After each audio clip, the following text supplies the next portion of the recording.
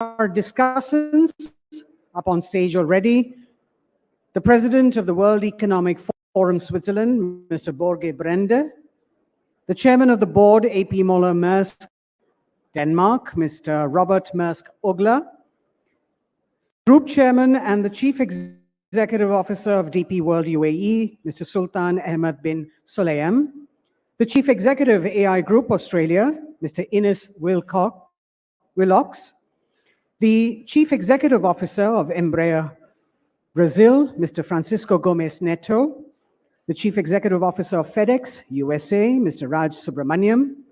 And to steer that session, we have as moderator the Chairperson and Managing Director, Tractors and Farm Equipment Limited, India, Ms. Malika Srinivasan. So ladies and gentlemen, it's over to Ms. Srinivasan to steer that session. Good afternoon, everybody. Good afternoon and a very warm welcome to all of you to this plenary session. We have a power-packed panel today, an outstanding array of speakers, and I think you will agree that my job is unenviable. So I would like to do my best to keep this on schedule. Here on the panel, we have the world's most eminent leaders, strategists, global trade, and leading global CEOs for what promises to be a very rich discussion on the evolving dynamics of global sustainable approaches to addressing these. I will take just a minute to set the context for today's discussions and then request each of our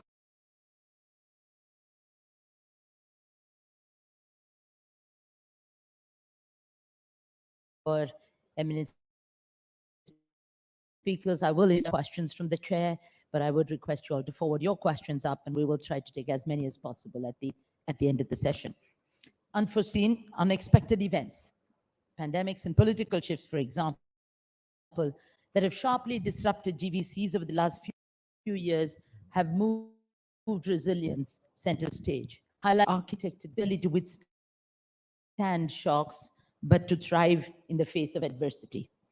Government, institutional, and corporate leaders now agree that resilience is our key challenge to long-term growth, and that it calls for collaborative and agile frameworks in terms of policy, cross-border collaboration, and corporate strategic initiatives.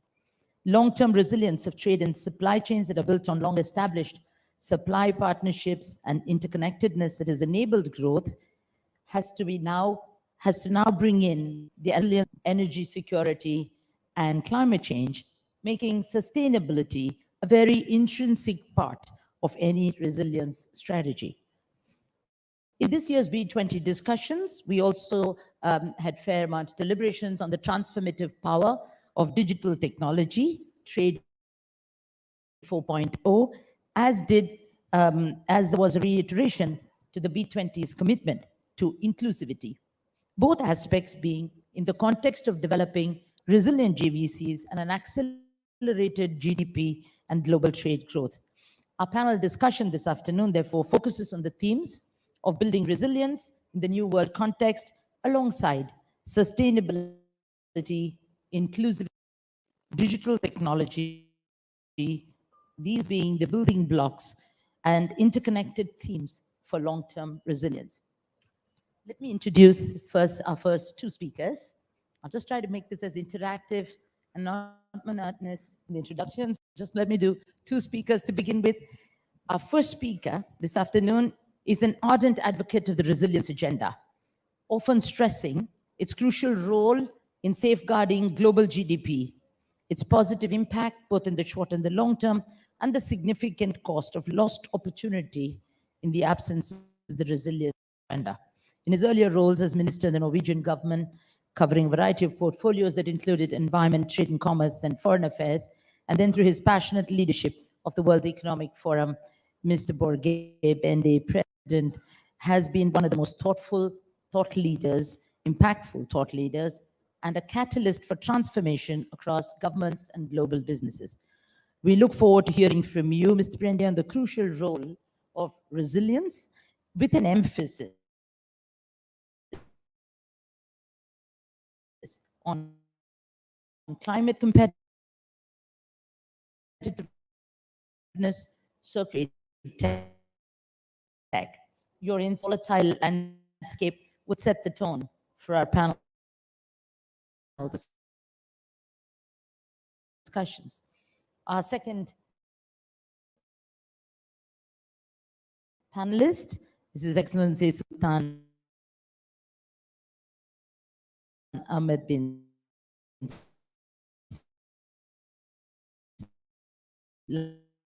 Sulaim.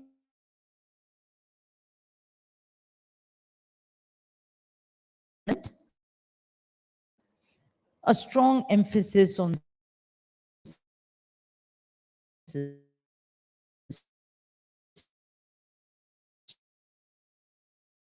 sustainability and technology,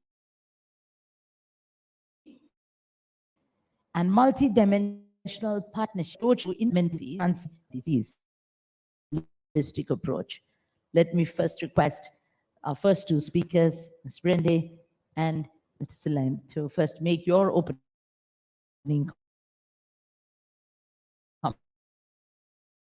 comments, and we'll come in with some questions. And India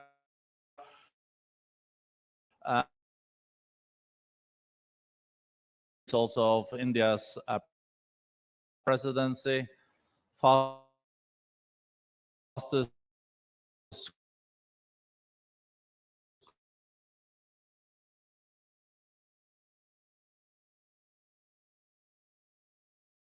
growing of the large economies in the world, 3 years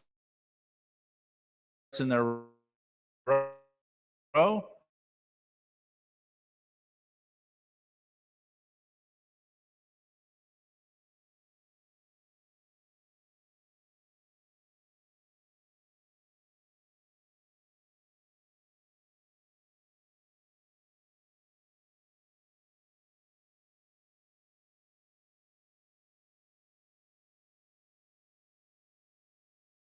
Has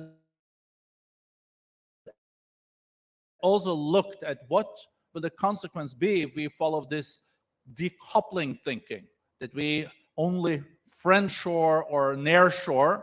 It will have big impact also on the future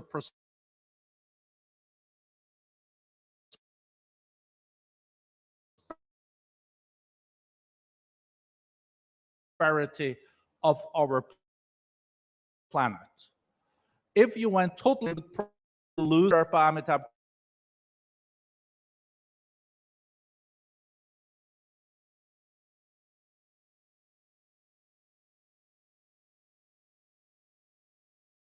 growth.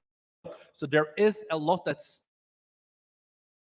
stake when we are looking at the trade system moving forward.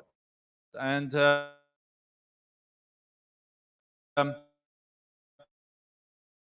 it has to be just for climate change, but we be with each other. Friendshoring. Our friend is Nigeria, our friend is Brazil, our friends. Of course. I think what we should continue to do is to let countries be competitive, and we let countries buy for their business, their input. So I think a strong message from the B20 and from India is that future prosperity, future poverty will all be on own trade, strong global chains. That's a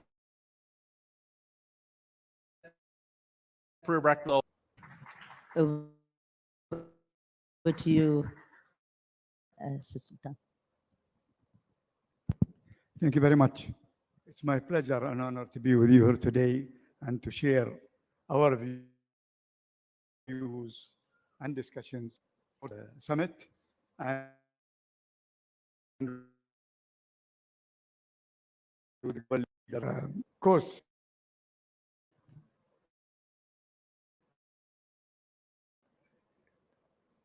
global value chains are aid for years to come. We face challenges in the term of geopolitical, environmental, and other crises that keep popping. But one thing for sure, as people in the transportation, we learned from the crisis that we faced, and we are more resilient. That doesn't speak much about the supply chain, which showed how fragile it is during COVID, as well as during many of the crises that happened, even the crisis of the blockage of the Suez Canal, how much it delayed. That means we, the transportation, have to work better, have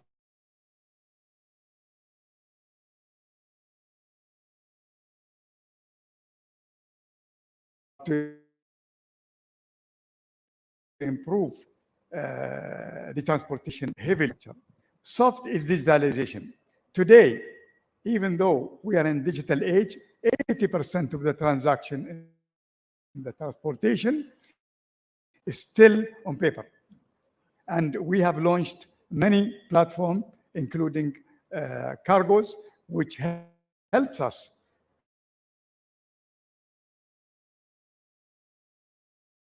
to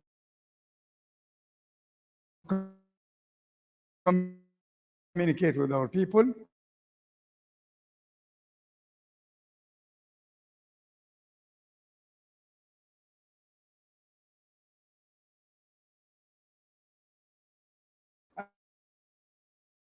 And so we use rail, and we are like the second largest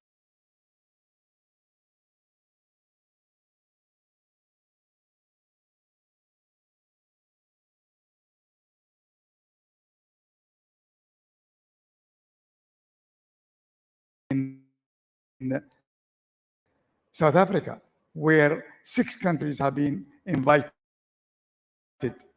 to the BRICS. UAE is among them, and we are very proud with that because this major agreement gives advantages to countries that are member.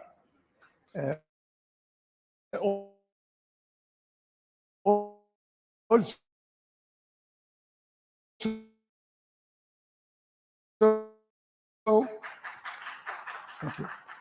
UAE, less restrictions, less obstacles. People can communicate and trade. WTO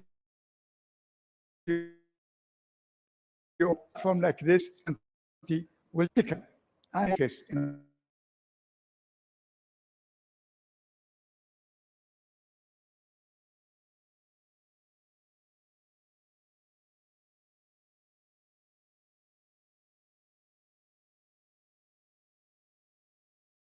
A little bit more, because how can policy makers navigate of crafting an effective policy to enhance supply chain resilience that requires a delicate balance between promoting local production and maintaining global trade, but to ensure that protectionist measures don't undermine international cooperation while still fostering domestic industries that are essential for both resilience and national security?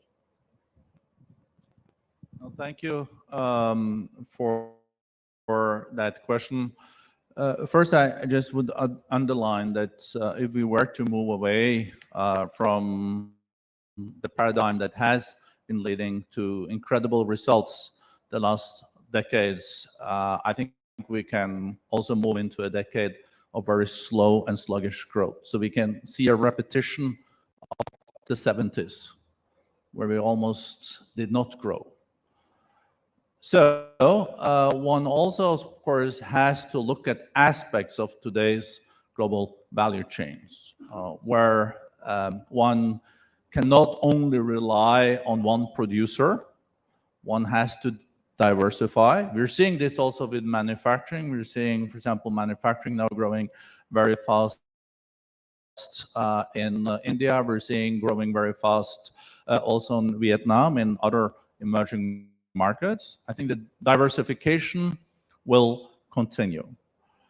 The notion of this friendshoring, I think, is quite a worrisome thing because, as I already alluded to, who is going to define who are your friends? I think it's a slippery slope. But the reality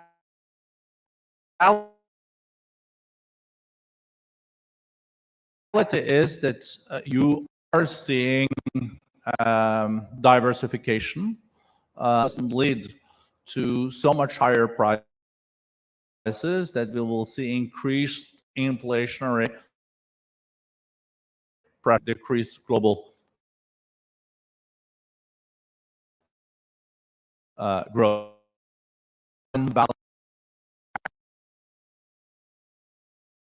That we are facing. Only realize the importance of the global value chains too late if we know are moving into also a different paradigm based on today's geopolitics. And when it's too late, it is too late. And then we can easily end up in a slow growth period. And then we can just,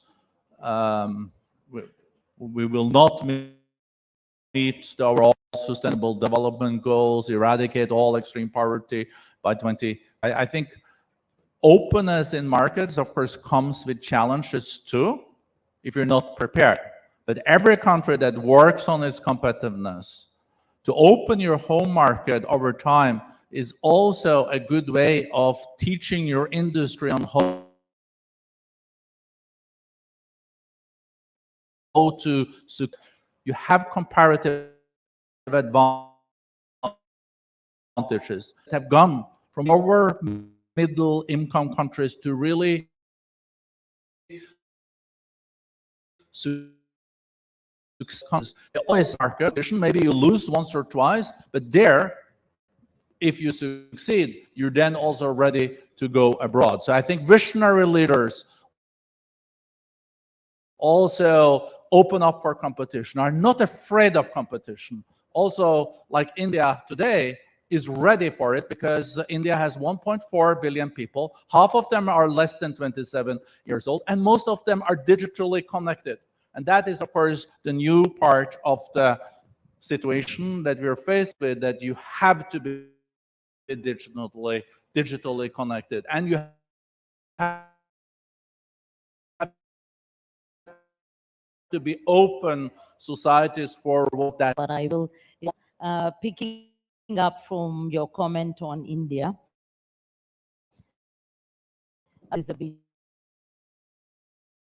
meeting. We are here in India, and you said in too, you were bullish about the manufacturing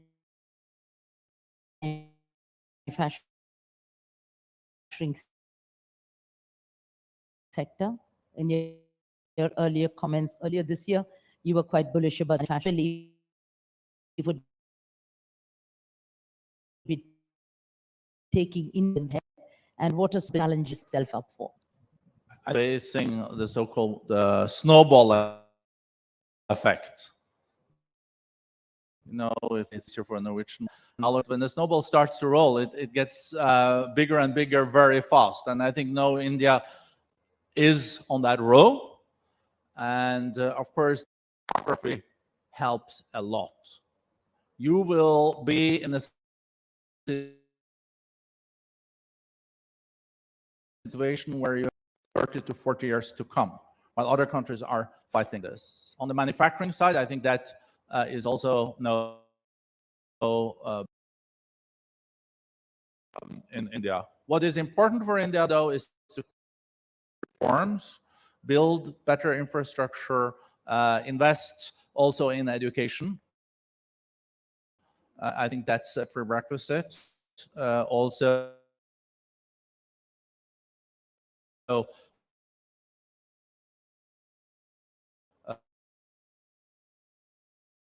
for further success. Logistic, and on that, I think the $3 trillion US dollars economy is going to be a $10 trillion economy in a decade, and is going to be larger than Germany and Japan only in a few years. So, but also because India can also have very positive swing states. So let's see Indian leadership in bringing the world forward. Also, when it comes to openness, it is the world's largest democracy too, and I think that's also important to underline. Thank you. Thank you. Let me move to Sultan. I know you're an ardent proponent of free trade. Liberalization of trade builds resilience. And I quote you when I say liberalization of trade builds resilience. Would you share your comments and perspectives? For liberalization of trade builds resilience. So would you share your thoughts? Absolutely. I mean, today, I think I'll speak about something interesting is that people have been speaking about nearshoring. And that was something that we spoke in the 2014, 13. It was an idea. But when COVID happened, people realized that you cannot rely on a product produced in one part of the world and shipped all the way to the other part. And I mean China and the Far East. And it is evident today that trade has to come and manufacturing has to come to where the countries are consuming. So the fact should be in the consumer market. And you will see now, like example, Apple moved their phones to be manufactured in India. And congratulations to India. And I think India has the infrastructure and the regulations. But the key is, if you want to become an export country, then the laws have to be changed to be more liberal, to allow any of the restrictions, and also customs around the world. Custom is key today, and custom need to be improved. Procedures need to use digital, need a system that is easy, and hopefully everybody will use a similar form. In the World Custom Organization, there's something called Authorized Economic Operator, which is basically an agreement between two countries where each country will qualify certain top companies and they qualify and they give them a fast track. In UAE, we signed it with India, we signed it with Korea, and I encourage more and more these agreements to be signed because it can coordinate with the other customs. It is better than even the free trade, because the biggest problem in every country are the customs. I don't care what agreement they made, the custom will follow their own procedure. This is part of the some and customer reviews. But between that, between This would have evoked many questions. Let me just move to our next two panelists. Our next panelist and speaker, Robert Ugla, Chairman of the Board, AP Moller Denmark, is an iconic leader whose leadership within the maritime industry has redefined the global trade and logistics paradigm. And his leadership has evolved into an integrated logistics player, adopting strategies to local markets, and we see some of that in our own market with the three-wheelers going around. We see that innovatively redefining customer expectations on efficiency, transparency, flexibility, and resilience. And we see sustainability woven into the heart of your strategy towards a net zero goal by 2040. Leveraging opportunities in growth markets, Maersk is bullish on investments in the global south, and we look forward to Mr. Robert Ugla's perspectives on resilient growth through sustainability, inclusivity, technology, and long-term investments. I hope that's broad enough topic for you today. And now let me just introduce our second speaker as well before I hand over. Mr. Francisco Gomes Neto, President and CEO,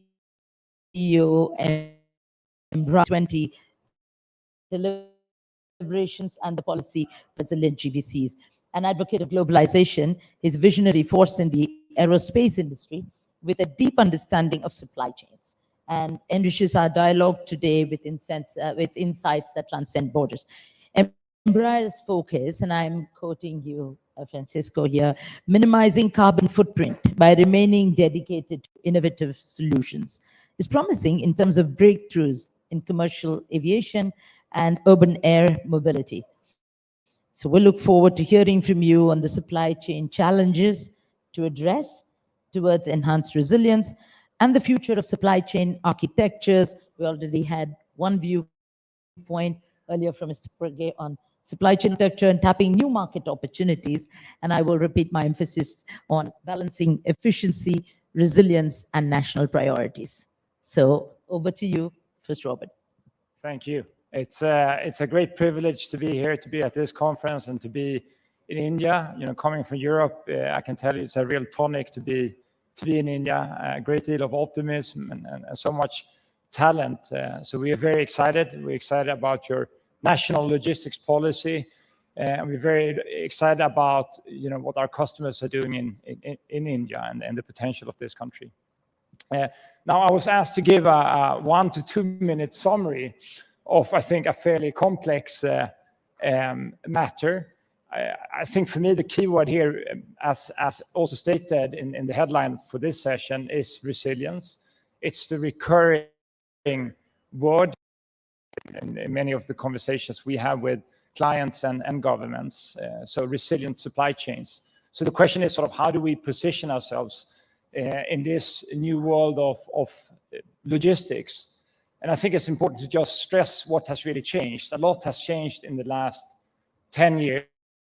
I'm not going to repeat what Borge said, but it's quite clear that the patterns of governments, I mean, people talk about geopolitical fragmentation, has had a significant impact on the complexity of supply chains. So, I recently saw a client who used to produce all their printers in China. Now they produce printers in 4 different countries. And of course, that brings a lot of complexity.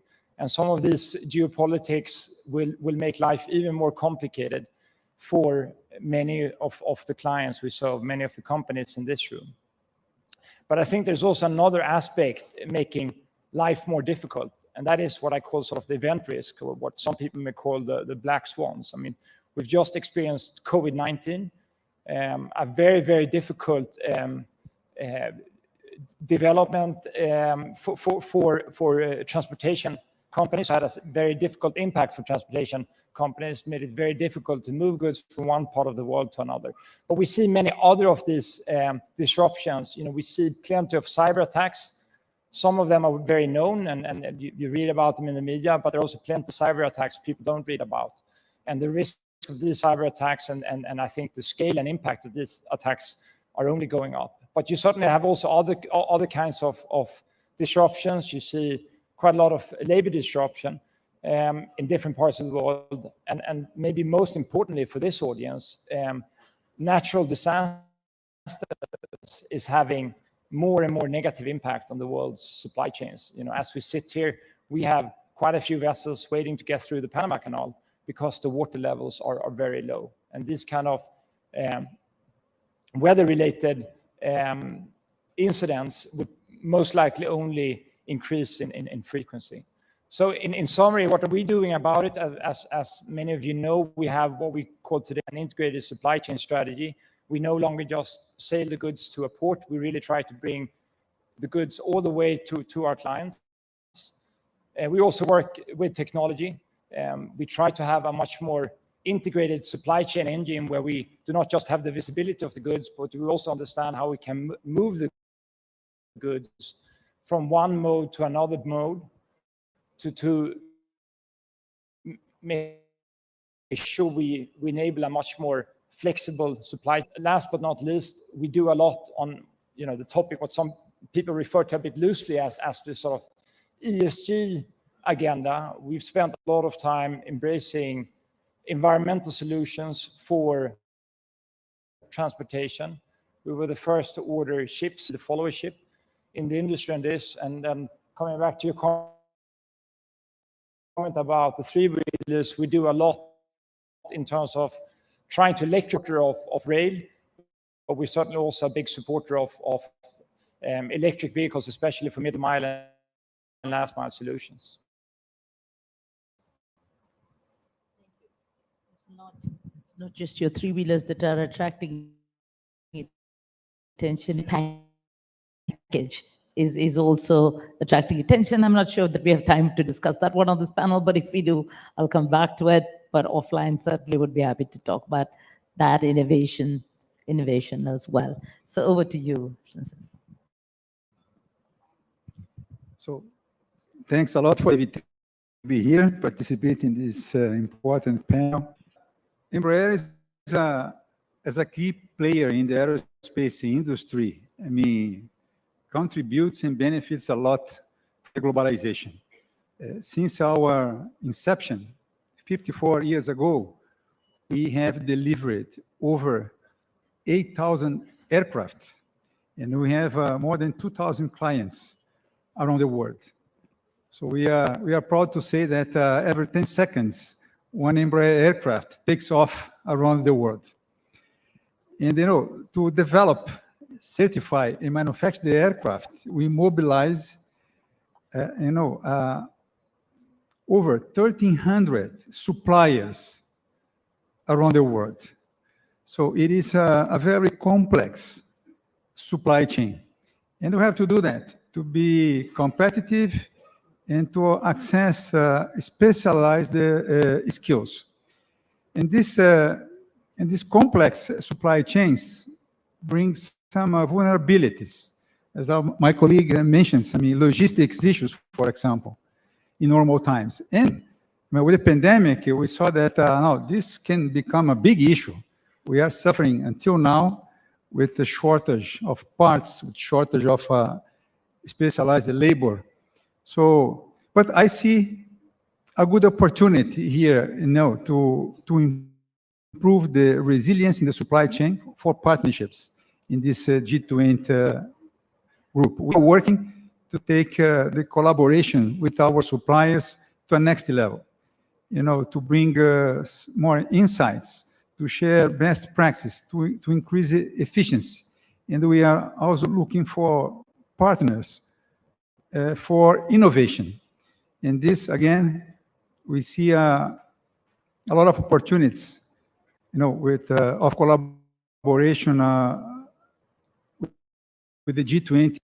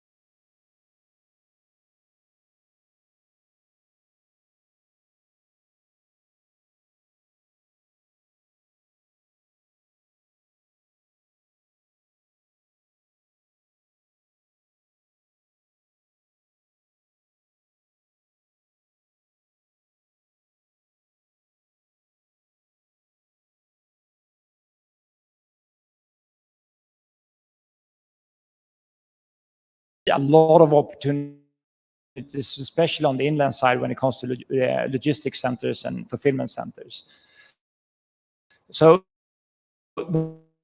one is around investments. I think that's very important. And the other aspect is around, developing talent locally.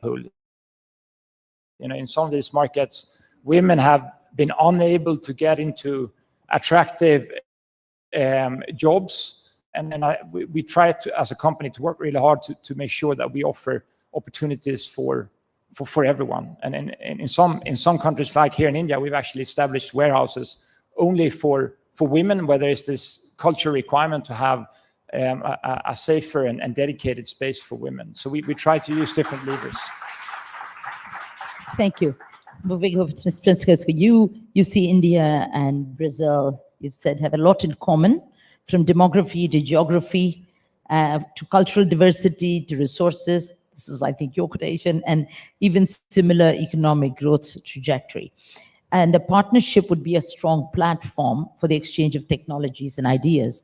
In the field of defense and aerospace, how can Embraer help India achieve a global exporter status, and how do you see the scope of a partnership with a company like India, and in particular and more generally in the global south? This is a good question. So again, that since 2015, 70% of the global population live in the global south. So it is a tremendous economic and human potential. And I spoke about this challenge with the supply chain, right, to bring resilience, and as an opportunity to develop new partnership. But I take India as a great example. So India has a very competitive labor cost. India has availability of engineering, design, and technical expertise. And we from Embraer, we have knowledge and experience to develop, certify, and manufacture aircraft. So it seems to me a good opportunity of collaboration, right?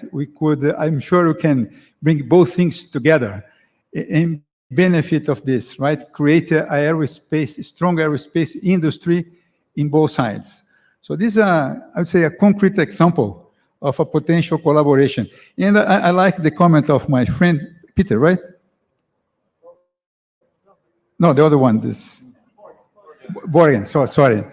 I mean, saying that we should be more effective in our collaboration in this group of countries, right? Makes things really happen to help each other.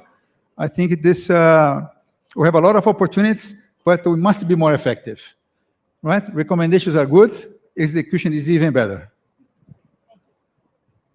Thank you. Let me move to our next two panelists. Mr. Ines Willox, Chief Executive of Australian Industry Group, AI Group, with his exceptional grasp of intricate dynamics amongst technology, business, and societal progress, has influenced the policy landscape in Australia and beyond by promoting a very pragmatic approach to climate change that is woven into national policy and aimed at enhancing competitiveness. Responsible environmental will be impacted by transition and diversification, to me, added an emerging dimension to inclusivity. AI has focused on digitizing supply chains and enabling MSMEs to rise up to the challenge of disruption. So we look forward to hearing from you, Mr. Ines, on your insights on national policy and sustainability, digitization and inclusivity. And then over to Mr. Raj Subramaniam, CEO and President of FedEx USA. He's been a very keen proponent of smarter global value chains and resilience through digital transformation. FedEx is a pioneer in the field of utilizing technology and moving to greener operations to achieve electrification of his entire pickup and delivery fleet by 2040, although I did hear him earlier in the conversation saying it was going to be difficult to do that with the aircraft. as a driving force in digital transformation. We look forward to having your views on harnessing the potential of smart technologies in trade efficiency, in bridging the digital divide. There's a huge digital divide today, in leveraging opportunities that it provides to foster inclusivity, and the policy initiatives. And we all know that you're an ardent advocate of policy reform. So what are the policy initiatives that would strengthen resilience? Over to you. Thank you very much, and thank you for having me here today, and thank you to the CII, our very long-term partners, and thank you too for allowing me to participate in the International Advisory Caucus for this P20. It was a fantastic process, which I think has yielded some tremendous results, as you've seen through the work that has been unveiled this morning. I think as we look at the early 21st century, our economy, interconnectedness, it can be summed up with 5 Ds. We're in a period of massive disruption. We're in a period of significant decarbonisation. We're in a period of major diversification. We're in a period of massive digitalisation, and we're in a period of significant demographic change. You put those 5 Ds together and you see a global economy in a period of major transition. And navigating that transition is going to be crucial, not just for business, but also government, but also for communities as a whole. And I just want to touch a little bit on that in my remarks today. When you look at disruption, we've been through the COVID period over the past 3 years, and it continues to impact us to this day. Before that, we had the global financial crisis, and at the early part of the 21st century, we were emerging from the Asian financial crisis and the tech boom, all of which has made that a highly disruptive period for the global economy, perhaps the most disruptive period since the Second World War. And that makes you wonder if the 70 years or 50 to 70 years after the Second World War and the relative stability were an aberration or not. Or are we now in a period of continued disruption? You look at decarbonisation, and decarbonisation is occurring rapidly. The question is it occurring fast enough? I'll leave that to others to decide. But if you think around the main areas where we do need to have this change from hydrocarbons to renewables, you're looking at areas like transportation, agriculture, commercial buildings, and of course, industry as a whole. And each of these sectors are going to move at their own pace and in their own way. There are many options now on the table for governments and industries to take up, but there will become advantage through decarbonisation. Customers will demand it, suppliers will demand it. I read this week about in international shipping a move to perhaps go back to wind power, back to sails. I don't know if that works or not, but it's sort of the options that are now being looked at. So this is happening very quickly. We look at digitalisation. We had a session this morning on AI. That's just a part of the change that's occurring within our economy. Trade is becoming increasingly digitalised. Without proper links through digital connections, trade will no longer function as you'd expect it to do. So countries and economies have to keep up with the move that we're seeing towards an increasingly digitalised economy. And of course, a big part of that is cyber resilience. Cyber is becoming very much a front of mind board issue, front of mind national economic issue as well. And it's becoming an investment issue for business. All of that fits together as we look ahead. Then we go into diversification. Are we in a period of renewed globalization or are we in a period of fragmentation? Are the old economic systems breaking down, the economic certainties that we had continuing to break down? And will they, like lungs, sort of regrow, regenerate, and move in different patterns, different connections being made, both at a business and at a government level? I come from Australia, which was perhaps the most China-exposed economy globally leading up to COVID, and to see how the economy that I represent had to diversify very quickly and continues to diversify was something to behold. The other question we have to ask is, have we seen peak China? China will obviously remain a key part of the global economy for as far as the eye can see, but are countries and businesses now, as we've heard, moving away and diversifying? And what does that diversification look like? The final one is demography of the 5 Ds. We're seeing massive demographic change. As other speakers have said, it's fantastic to be here in India to see, feel and sense the optimism. And a large part of that comes from demography. A large part of the world is aging rapidly. Japan, its population went back by 800,000 people last year. Korea is in the same place. Australia has demographic challenges. So demography is going to be a huge issue as we chase labour, as we chase skills, and as we chase the human resources that we need to keep our economies moving and diversifying. A couple of last points to make. We talk a lot about resilience, but we have to be careful that resilience doesn't become a code word for protectionism. And there are some clear signs of protectionism emerging again across the global economy as economies try to rebuild and reshape from COVID. So that is that policy is often worse at all. It has worse and more difficult outcomes for business and for the community as a whole. So governments need to work very closely to produce the broader policies that we need to allow economies to adapt, not interfere, not to stymie, not to hold back, and not to direct or control. And the final point is, as we go through these 5 Ds of change, is that we need to bring our communities with us.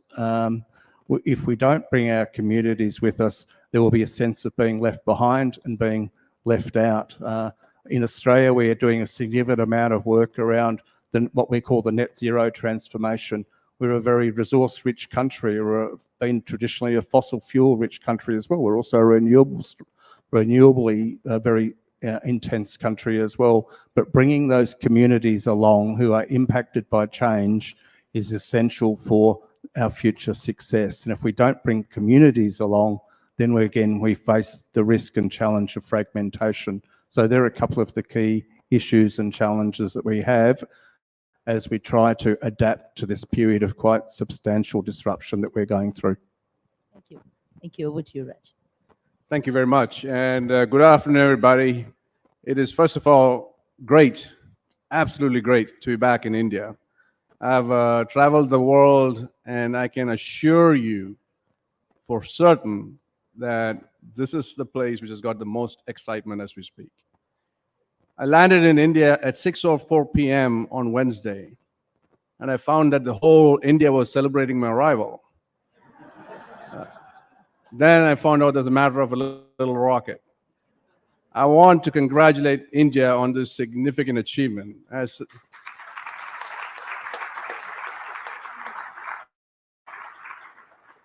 As a person who was born here, it just makes my heart really, it was just made me so proud to see the entire country celebrating what a significant accomplishment this was. So again, it was a perfect time to land. It was a perfect time to be in India. A little bit about FedEx. We have 750,000 team members. We have 700 airplanes. We have 200,000 motorized vehicles and 5,000 facilities around the world. Well, what does all that mean? It means that when we move about 16 million packages a day, we are a referendum on global supply chains every single day. We know what's going on, so to speak. And when you look back, I think I may be right, all of us grew up in an era where the world was getting more and more globalized. Trade as a percentage of GDP was continuing to increase till about 2016 or so, and then it kind of started to flatten out. And so something has changed. And on top of that came the pandemic. We've had seen supply chain perturbations over this 30-year period, but because of technology and systems like ours, those perturbations were manageable. Not so in the pandemic. This supply chain bullwhip effect that is now happening, it went all the way up and all the way down, and we are still dealing with the aftermath of the supply chain bullwhip effect. Out of this, by the way, 5 years ago, before the pandemic, if I had said something supply chain, I would have been thrown out of polite company. Now, everybody seems to be talking about supply chain, and including talk show hosts, by the way.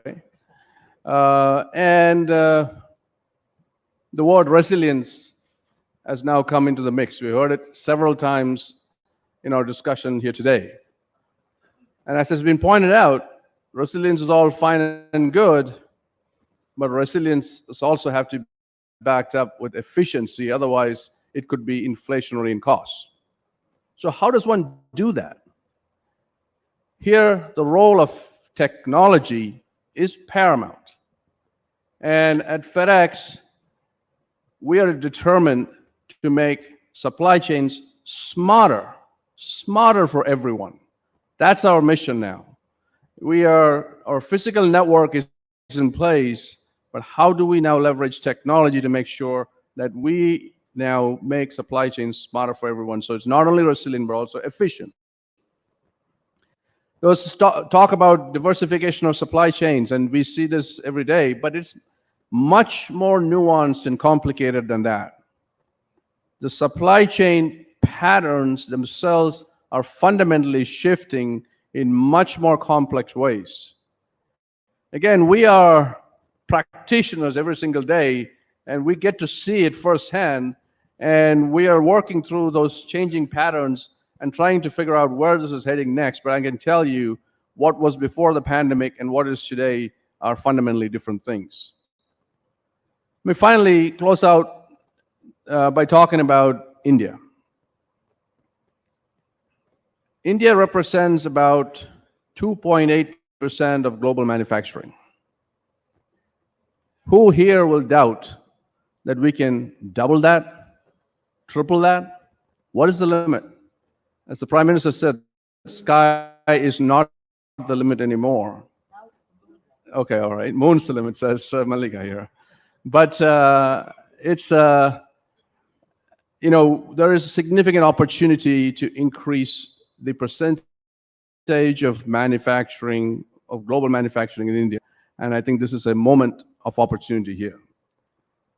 The other part I would say is manufacturing and logistics go hand in hand. I think there's a significant opportunity while we double manufacturing or triple manufacturing, there's an opportunity to reduce the cost of logistics as a percentage of GDP in India, maybe even half it. I think there's a good opportunity to do that. And then thirdly, when we talk about some of the opportunities to improve here, I mean, tariffs are a very sensitive subject. I won't even go there. But there's opportunities to reduce non-tariff barriers. Make it streamlined and easy so that the goods can flow across borders in as smooth as possible. I'll tell you something. In April 2021, when the height of the pandemic here, we were moving a lot of medical equipment, especially oxygen concentrators, to India. At that point, when the plane landed, within 45 minutes, the whole thing was unloaded into trucks and gone. Very smooth. And why can't we do that in normal times? There is a lot of opportunities to improve here. And, I would just say that I'm just very happy. By the way, the Prime Minister's Gati Shakti plan, which is a formal plan to deal with logistics, I'm so thrilled to see that. I'm very optimistic, very bullish on where India is and where India is going. So let me close on that count and give it back to you. Thank you. And this time around, I'm going to request that the questions go from my co-panelists, one to Ines and one to Raj. So would you like to go? Yeah, please. So thank you. So I think one of the most important initiatives in our industry has been something Borge is behind, the First Mover Coalition, where you've gathered a lot of industry leaders to push for commitments, green pledges. I would like to get your perspective on how you see these pledges play out. There have been some concerns lately, and you've seen various NGO reports that sort of the integrity of these pledges are not always what they seem to be. So from your point of view, and also, given the engagement you have with the various stakeholders in the First Mover Coalition, A, do you see sufficient progress, and two, what is required to really move the needle in terms of the energy transition? Thank you. First Movers Coalition was formed at Glasgow COP26. It's 88 companies that have committed to green their supply chain, as also Robert mentioned. So it will mean that company Apple, commits then to buy greener aluminium. So they made a commitment, for example, that 25% of the aluminium they should buy in the future has to be produced by renewables. You have the same kind of commitments when it comes to cement. You have the same commitments when it comes to steel, and also shipping. It's on its way, where Maersk has been a trailblazer in also then ordering ships that are much greener when it comes to fuel. So where do we stand? We now have, as I said, 88 companies. They will need to deliver on these pledges. And there is mechanisms also to do surveillance. But first and foremost, I'm very glad that we're using the market economy. Instead of someone necessarily deciding that you're going to do that and that, these are companies that on their own decide that they are going to use Amazon, Apple, the big ones, use their purchasing power to send a strong demand signal in the market. And I think the signal is there. Is it perfect? No. Is it much better than no commitments? Yes. So what we are struggling a bit with, and especially for companies also in emerging markets that have taken on these commitments, are to make sure that the companies that are in the hard-to-abate sector, for example, cement, are able to finance this transition. So we will need to also discuss with some financial institutions, Bretton Woods, but also big donors like Bezos and etc. Can there be some transitional financing? Can there be some incentives for these companies to foster, develop? Because there has a cost short term to then move into a greener field. But I think for companies in the future, I think it's a comparative advantage to also internalize that there will be more focus on this decarbonization. Thank you. I'll go back to Ines with the question for a very, I think we're running out of time, so I'll go with the quick question to Ines. Would you comment on how forward-looking policies could support workforce transitions? You talked about the Australian context, so I'd like to take a quick response from you, and then I'm going to come back to Raj with a question. While if I may request the organizers to pass the mic to Kathy Roussel, who wants to address a question to Mr. Borge. So while the mic is being passed on to Kathy, I'm going to do two questions on the stage. So Kathy, give us a minute. When you get the mic, I'll come back to you. Over to you, Mr. Ness. Thank you. I think this comes back to the fifth D that I talked. The world now seems to have more people, but to be suffering more labour shortage and skill shortage as we adapt to these challenges that we've spoken about today. So, addressing those skill shortages and those labour shortages is crucial to our economic success and to dealing with each of the issues and problems that we've laid out today. So what we have to think about is the longer term around what the skills base of the future will be, but how do we assist both the future workforce, but also importantly, the current workforce adapt and change as they need to How does this work? How does this mean? What does this mean for education? For the link between what I would call vocational education and university education? What does that mean for people going back to be educated through micro-credentialing and to do small bite-sized courses to upskill? So this is a big challenge, and this is where the link between business, employers and the education sector is crucial to get this right. And quite often the two sectors globally, it varies of course, but they've missed each other. They've sort of bypassed each other, and we need to have those two components talking to each other much more. The final point is, how do we think about people as they mature, staying in the workforce should they want to, and developing the skills that they have to do that? Huge challenges. Thank you. Over to you, Raj. Would you talk about the best position to talk about technologies, Trade 4.0, technologies that could enhance the efficiency of businesses like yours? If you could comment on that, digital technologies that you believe will dominate global trade in the future, and also address the question of the looming threat of cybersecurity, and how could a forum like B20 come together and G20 come together to address this issue of cybersecurity?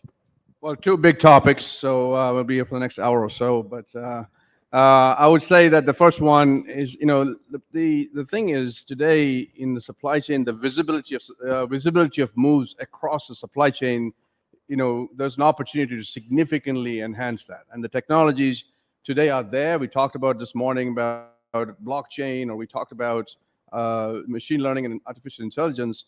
But really, today there's a lot of, within a firm, there's a lot of visibility, but when it goes across, that is not so good.